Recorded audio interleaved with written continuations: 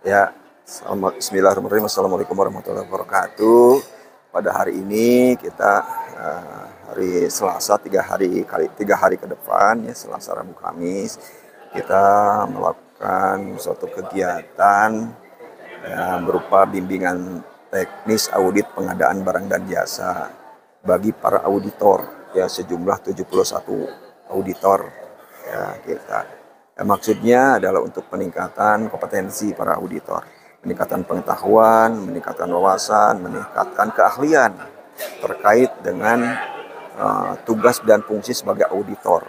Ya, khusus sekarang hari ini adalah pembahasan terkait pengadaan barang dan jasa. Kenapa kita dianggap sangat strategis dan penting di pengadaan barang dan jasa? Karena hampir 70% itu APBD itu ada di pengadaan barang dan jasa. Ya, kegiatannya dari mulai pengadaan barang jasa yang sifatnya kecil-kecil sampai yang besar-besar. Misal yang kecil-kecil, misalnya pengadaan makan minum seperti hari inilah, pasti ada makan minum, pasti ada sewa tempatnya, pasti ada honor narasumbernya. Itu semua pengadaan barang dan jasa. Pengadaan alat tulis kantor sampai pengadaan yang sifatnya puluhan miliar, ada yang 23 miliar, 15 miliar gitu ya. Pembangunan akuatik itu 23 miliar. Ada pembangunan jalan, itu semuanya adalah ya, pengadaan barang dan jasa.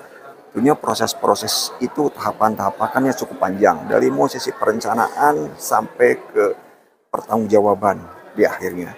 Makanya ini perlu dibekali, para auditor perlu dibekali pengetahuan terkait dengan proses-proses pengadaan barang dan jasa, lebih khusus terkait dengan auditnya, pemeriksaannya harus seperti apa. Oke Pak, ini Pak, narasumber dan pesertanya siapa aja? Ya, ini narasumbernya kita kebetulan dari BPKP ya, Badan Pengawas Keuangan dan Pembangunan Pemerintah Jawa Barat, Provinsi Jawa Barat, yang kita anggap yang mempunyai tugas fungsi juga membina para inspektorat di kabupaten kota. Tempat kita berkeluh kesah, tempat kita berkonsultasi gitu ya, tempat kita meminta narasumber itu kita pasti ke BPKP. Pesertanya para auditor ya, para auditor kita di internal, kita tidak mengundang SKPD yang lain karena ini khusus terkait dengan audit ya, audit pengadaan barang dan jasa. Oke Pak, sedikit Pak tanggapan tadi oleh Pak Bupati, tanggapannya seperti apa Pak pada bimbingan teknis? Ya, inilah alhamdulillah tadi Pak Bupati hadir secara langsung ya, karena kita harapan, karena kita sebagai aparat pengawas internal pemerintah tentunya itu juga untuk memenuhi ekspektasinya Pak Bupati. Ekspektasi Pak Bupati terkait dengan pengadaan barang jasa seperti apa gitu ya. Karena selama ini kan setiap arahan-arahan beliau selalu mengutarakan kekecewaannya terkait dengan masalah-masalah kualitas pekerjaan. Bahkan tadi pun beliau sempat mengutarakan ya, kualitas pekerjaan terkait dengan pengadaan barang dan jasa, terutama sifat-sifat infrastruktur fisik gitu ya. Itu kan beliau sangat konsen dan perhatian terkait dengan masalah, karena memang banyak masalah di situ. Ya, banyak masalah di situ dari mulai perencanaan, kata saya juga, sampai ke akhir di pertanggungjawaban. Ya, jadi ya kita harapkan Pak Bupati tadi menyampaikan arahannya, dan kebetulan mudah-mudahan teman-teman semua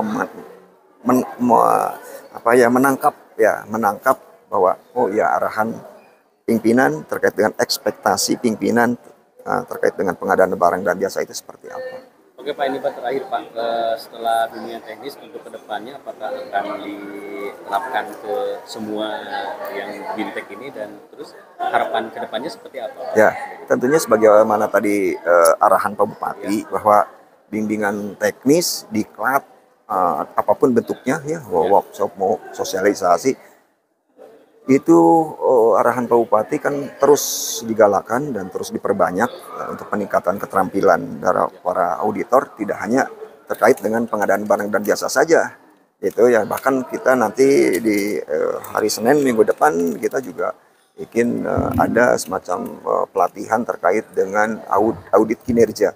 Ya, ada audit kinerja, dilanjutkan dengan untuk menyusun perencanaan tahun depan, menyusun program kerja inspektor tahun depan. Itu ya, kita dalam melaksanakan audit itu harus berdasarkan analisa resiko ya. Jadi audit itu harus berbasis resiko, Kan tidak mungkin semuanya bisa diperiksa nih, seluruh kabupaten kota, apalagi kita harus memeriksa ada 33 SKPD, ada dinas kesehatan kita punya puskesmas, ada 67 puskesmas, dinas pendidikan ada punya berapa sekolah, desa ada 421 desa gitu. Begitu banyak yang harus kita awasi dan tentunya tidak mungkin kita bisa awasi semua.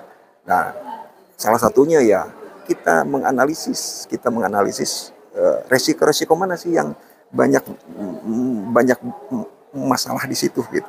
Jadi yang biasanya kita prioritaskan, jadi kita lebih memprioritaskan pengawasan-pengawasan yang resikonya besar.